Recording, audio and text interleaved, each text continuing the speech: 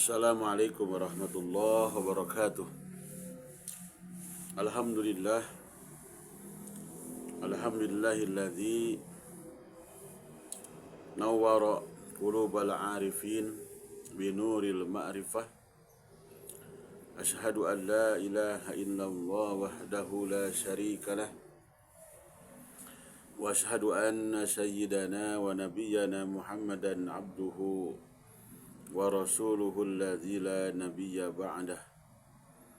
Allahumma salli wa sallim ala sayyidina Muhammadin al-fatih lima ughliqa wal khatimi lima sabaqa nasiril haqqi bil haqqi wal hadi ila siratikal mustaqim wa ala alihi haqqa qadrika wa miqdarikal azim.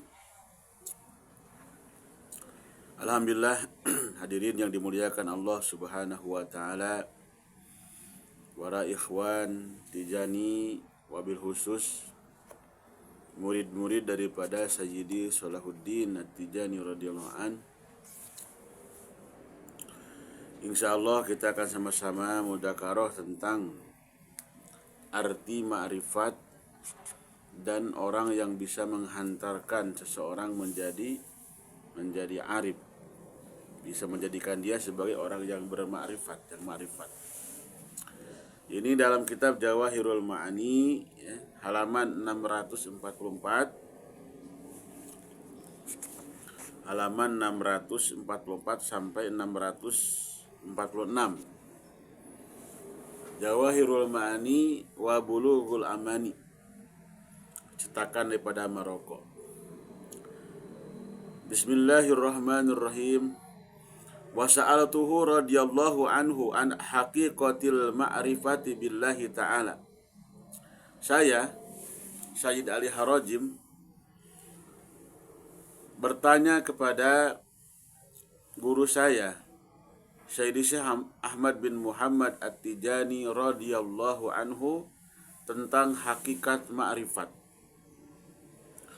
Wa ajaba radhiyallahu anhu biqaulihi, maka Sayyiduna wa Maulana Ahmad bin Muhammad At-Tijani radhiyallahu anhu menjawab dengan jawaban beliau, al-ma'rifatul haqiqiyatu hiya akhdullahi lil 'abdi akhdan la ya'rifu lahu aslan wala faslan wala sababan. Ma'rifat yang hakiki adalah Allah Subhanahu wa ta'ala mengambil hambanya dengan sebenar-benarnya mengambil. Allah Subhanahu wa ta'ala menarik hambanya dengan sebenar-benarnya menarik, dengan sebenar-benarnya tarikan, ya. Ditarik hamba tersebut oleh Allah Subhanahu wa ta'ala. Nah, sehingga dia ini bisa ma'rifat itu bukan dengan dirinya, tapi langsung tarikan daripada Allah Subhanahu wa ta'ala. La ya'rifu lahu aslan. La ya'rifu, maka si hamba ini tidak mengetahui tentang tarikan tersebut, tidak mengetahui aslan, asalnya. Ini dari mana asalnya, sehingga saya ditarik oleh Allah Subhanahu wa ta'ala. Wala paslan, ataupun perantaraannya. Wala sababan, ataupun sebabnya. Tidak tahu. Dia tidak merasa dengan tarikan yang datang dari Allah Subhanahu wa ta'ala. Wala yata'aqqalu bihi, dan dia tidak bisa menggunakan akalnya. Akalnya juga tidak bisa berpikir. Kaifiyatan makhsusatan, kaifiyah yang dikhususkan, ya, untuk tarikan tersebut, sehingga dia ditarik oleh Allah Subhanahu wa ta'ala menjadi seorang yang kenal kepada Allah Subhanahu wa ta'ala.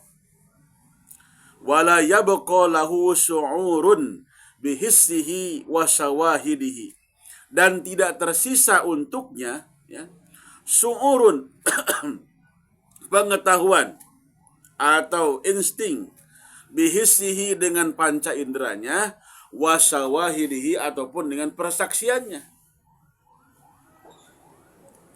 Jadi artinya, kalau bukan dengan cara begitu, ya, hanya dengan rasa-rasa saja, itu bukan ma'rifat yang hakiki. Sehingga mungkin dia bertanya kenapa, gitu kan? Apa namanya? Bukan bertanya. Artinya dia pun tidak merasa kenapa Allah tarik saya. Nah, ini adalah apa namanya? Mahdul auto. Pemberian yang istilahnya murni aja. Keinginan Allah Subhanahu wa taala. Jadi di mana ketika Allah Subhanahu wa taala menginginkan seorang hambanya, seorang murid untuk berwusul kepadanya, ya, maka Allah akan tarik dia. Walaupun tanpa sebab. Walaupun tanpa sebab, misalkan amal yang banyak atau kebaikan yang banyak, tetapi Allah berkehendak menarik seseorang menjadi arif, menjadi wali, menjadi kekasih Allah, Allah akan tarik dia tanpa sebab. Wa mamhuwatihi, ya, wa masyiatihi wa iradatihi. Ataupun apa namanya? Dia tidak merasa, ya, itu adalah kehendaknya atau keinginannya, ataupun apa namanya? Kemauannya. Bal taqau ala tajallin ilahiyin. Tetapi ma'rifat yang hakiki ini, ya, ma'rifat yang hakiki ini datang, ya, datang dengan apa? Terjadi karena tajalli ilahi. Penampakan ilahi. Laisa lahu bidayatun wala ghayatun. Tidak ada permulaan dan tidak ada istilahnya akhirnya, begitu datang begitu saja sesuai dengan kehendak Allah Subhanahu wa taala. Wala yuqafu lahu ala haddin wala nihayatin. Dan tidak berpatokan tajalli tersebut kepada batasan-batasan ataupun pengakhiran. Ya. Nah, yang kedua, ma'rifat hakiki ini adalah mahkul abdi mahkon. Hancurnya atau sirnanya seorang hamba, panaknya seorang hamba dengan sebenar-benarnya pana, dengan sebenar-benarnya sirna. La yabqa lahu su'urun bisai'in wala bi'adami su'urihi wala bimahkihi. Sehingga dia tidak apa namanya? Tidak merasa, tidak tersisa pengetahuan ataupun apa namanya? Rasa padanya, dan juga tidak tetap baginya, tidak adanya rasa, ya. Wala yumayyiju aslan min far'ihi wala aksahu. Dan dia juga tidak bisa membedakan, tidak bisa membedakan, ya, yang asal dengan yang cabang, tidak bisa membedakan. Wala aksahu. Dia ini sebagai abid, sebagai orang yang beribadah. Allah ini sebagai ma'bud, itu pun tidak merasa.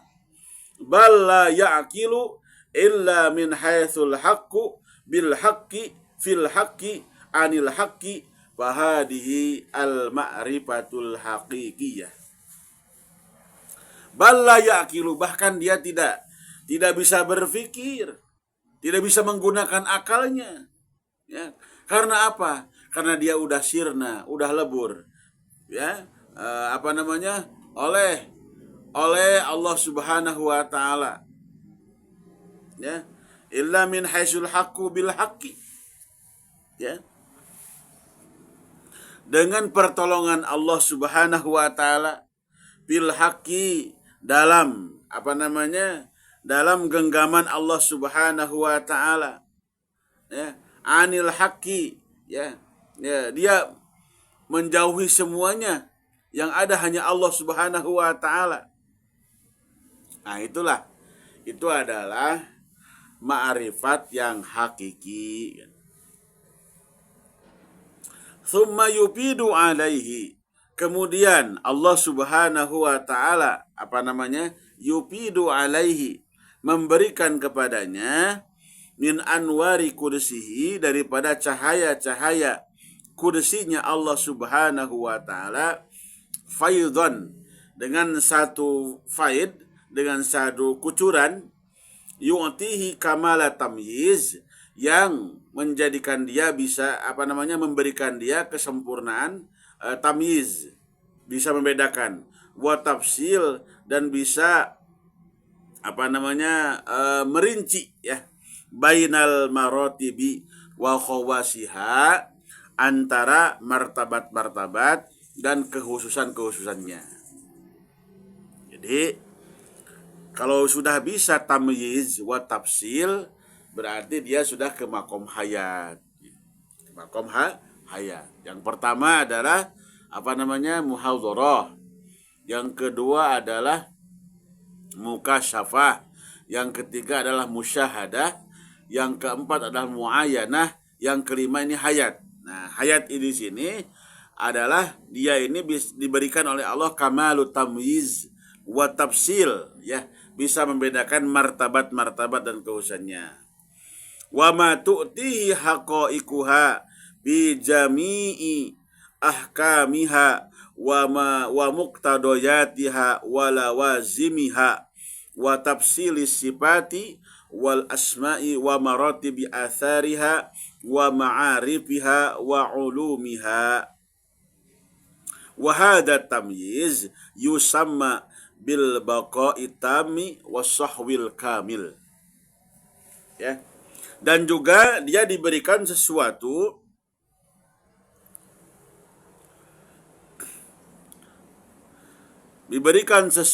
yang mana hakikat-hakikat diberikan kepadanya di seluruh hukum-hukumnya atau kemestiannya, dan juga dia bisa membedakan atau merinci sifat dan asma dan juga martabat-martabat daripada athar, ya, sifat dan asma, sekaligus ya kemakrifatan dan ilmu-ilmunya. Dan pada posisi ini, posisi hayat ini disebut seorang itu adalah dia ini bako, ya. Dan posisinya dalam keadaan bako yang sempurna dan kesadaran yang sempurna.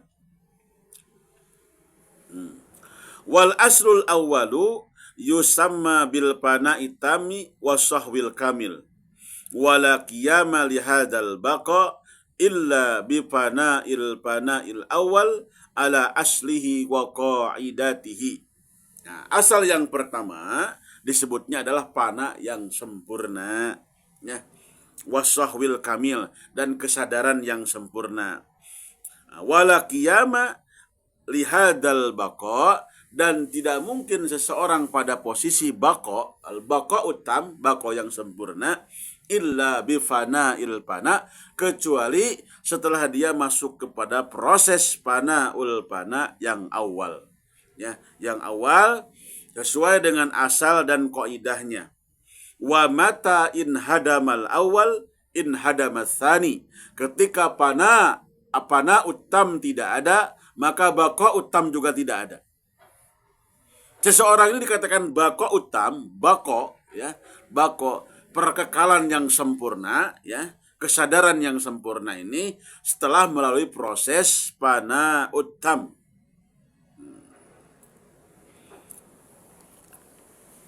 Wassalam intaha min imlai alaina radhiyallahu an. Paman tajalla bihadzal wasfil mutaqaddim, maka barang siapa yang bertajalli dengan sifat-sifat yang tadi sudah diterangkan, soha lahu ad-duhuru fil khalqi, maka sah baginya untuk menampakkan kearifannya, untuk menampakkan kewaliannya di hadapan halayak ramai, di hadapan makhluk, wa taqaddumu alaihim, dan menjadi orang yang terdepan untuk mentarbiyah makhluknya Allah Subhanahu wa taala, mentarbiyah manusia kalau dia sudah melalui proses baqa utam atau hayat itu. Wa ilaihi yulki al-muridu nafsahu, dan kepadanya sah seorang murid untuk istilahnya menceburkan dirinya, ya, memberikan totalitas dirinya untuk ditarbiyah oleh arif tersebut. Wa yaqtafi atharahu wa yamtathilu awamirahu, dan juga menuruti jejak langkahnya dan juga melaksanakan perintahnya. Inilah seseorang yang berhak untuk kita jadikan guru, jadikan petunjuk dalam ilmu ma'rifat untuk menjadi wusul kepada Allah, yaitu seseorang yang sudah baqa'ut tam, setelah melalui proses pana'ut tam.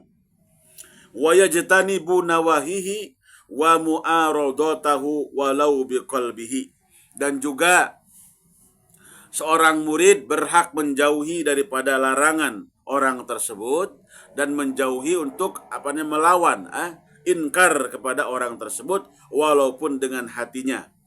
Fa idza fa'ala hadza sa'ala min mahdi fadlillahi wa karamihi. Kemudian setelah murid bertemu dengan guru yang seperti itu, guru yang mencapai baqa'ut tam, maka murid tersebut jadi mayat di hadapannya. Kemudian dia mohon kepada Allah Subhanahu wa taala, minta kepada Allah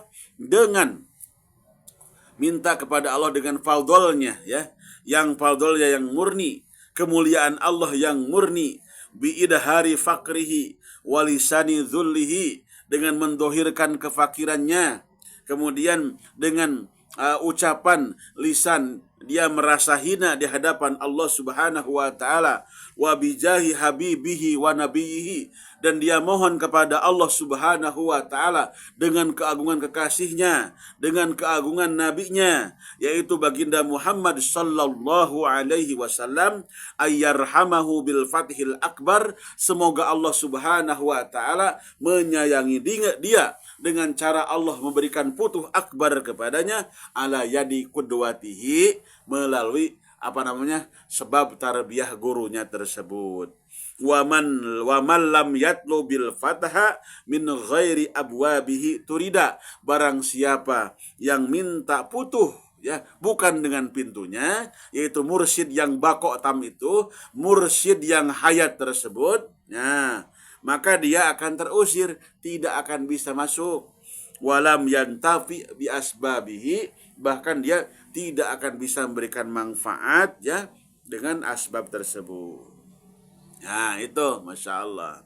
Nah, di sini Syekhuna Ahmad At-Tijani menambahkan, qala sayyiduna radhiyallahu anhu wardahu qaidatun. Nah, berkata Sayyiduna Ahmad bin Muhammad At-Tijani radhiyallahu anhu wardahu, qaidatun, ini adalah satu kaidah. I'lam, ketahuilah, annal fatha wal wusula, ketahuilah bahwa putuh dan wusul ilallahi, kepada Allah, fi hadratil ma'arif, dalam zona kemakrifatan, la yab'atsuhullahu ta'ala, tidak akan mendatangkan Allah Subhanahu wa ta'ala kepada putuh tersebut, kepada wusul tersebut, illa ala yadi ashabil idnil khas, kecuali melalui perantaraan tarbiyah seorang wali yang mempunyai izin khusus, ka idznir risalati, seperti halnya izin risalah. Wa mata fuqidal idnul khas, dan ketika tidak ada izin khas dari Allah Subhanahu wa taala, dari baginda Rasulullah sallallahu alaihi wasallam, lam yujad minallahi fathun wala wusulun, maka tidak akan ditemukan dari Allah baik itu putuh ataupun wusul. Wa laisa li sahibihi illa ta'abu, dan tidak ada untuk yang mencarinya kecuali capek saja. Wa man ta'allaqa bi mutala'ati kutubi tasawufi, barang siapa yang senantiasa bergantung dengan mutala'ah kitab-kitab tasawuf, wasara ilallahi bin naqli minha, dan dia berjalan kepada Allah, mau sampai kepada Allah dengan cara menukil dari kitab tasawuf tersebut, wal akhli anha, mengambil ibarat dari kitab tasawuf tersebut, warruju'i ilaiha, menjadikan murajaah, menjadikan referensi dengan kitab tasawuf tersebut, wa ta'wili alaiha, dan berpegang pada kitab tasawuf tersebut, laisa lahu min sairihi illa ta'abu, maka tidak akan ada hasil untuknya dalam perjalanannya kecuali capek saja. Wala yahsulu lahu minallahi syai'un, dan dia tidak menghasilkan apa-apa daripada Allah Subhanahu wa ta'ala, na'ni minal wusuli ila hadratil ma'arifi wal ikhtisasi, maksudnya untuk mencapai wusul kepada hadrat kema'rifatan dan hadrat kekhususan daripada Allah Subhanahu wa ta'ala, sebabnya dia hanya bergantung kepada kitab tasawuf saja, tanpa kenal dengan orang yang punya izin khas, tanpa dekat dengan orang yang punya izin khas, tanpa dia menjadi murid orang yang mempunyai izin khas. Wa amma thawabu fa yahsulu lahu biqadri ikhlasihi, adapun ganjaran upah daripada Allah Subhanahu wa taala dari membaca kitab-kitab tersebut, mengamalkan arahan kitab tersebut, itu ada di sisi Allah Subhanahu wa taala dengan kadar keikhlasannya. Tetapi wusul dan putuh tidak akan dihasilkan oleh murid tersebut, sebab dia tidak bergantung kepada seorang guru yang mempunyai izin khas dalam mentarbiyah, izin khas dalam mentarqiyah seorang murid untuk bisa sampai kepada Allah Subhanahu wa ta'ala.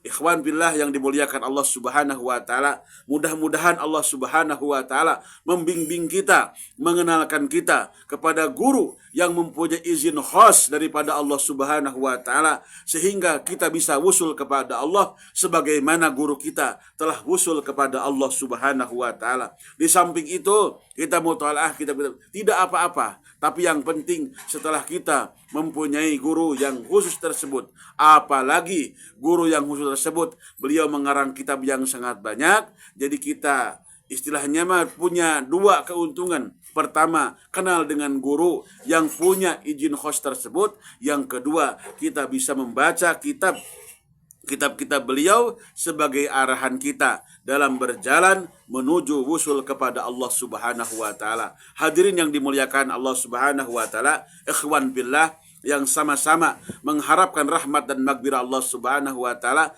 Mungkin sekian yang saya sampaikan, ada benarnya daripada Allah Subhanahu wa ta'ala, ada kesalahan dari kesalahan pribadi. Wallahul muwafiq ila aqwamit thariq. Wassalamualaikum warahmatullahi wabarakatuh.